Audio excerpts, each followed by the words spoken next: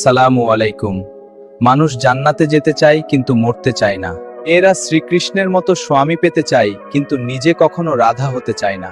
মানুষ ভালো চরিত্রের অধিকার হতে চায় কিন্তু মিথ্যা বলা ছাড়তে পারে না।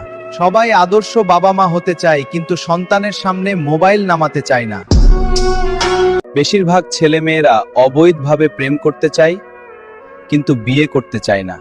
কিছু মানুষ আছে যারা প্রতিনিয়ত অন্য ধর্মকে কটূক্তি করে অথচ নিজের ধর্ম সম্পর্কে ন্যূনতম জ্ঞান নেই। সাধু বা আলেম ব্যক্তি অশ্লীল ভিডিওর কমেন্ট বক্সে লেখে তোমরা এইসব বাদ দিয়ে ধর্মের পথে আছো। সেই ব্যক্তি কিন্তু সবার আগে সেই ভিডিওটি দেখেছে।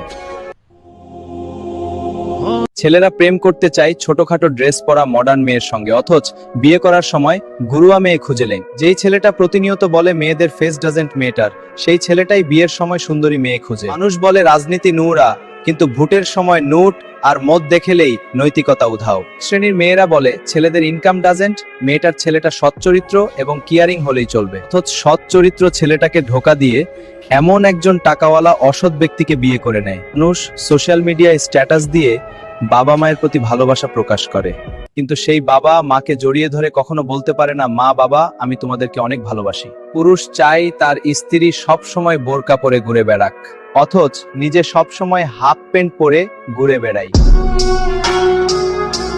সবকিছুর পরিপ্রেক্ষিতে একটা কথাই বলতে চাই, আমরা সবসময় চাই সমাজ বদলাই। একটা কথা সবসময় মনে রাখবেন, সত্যিকারের বদল শুরু হয় নিজের থেকেই। অন্যের ভুল দেখাতে যতটা আগ্রহ, ততটাই যদি নিজের ভুল ঠিক করতে পারে তবেই সমাজ বদলাবে।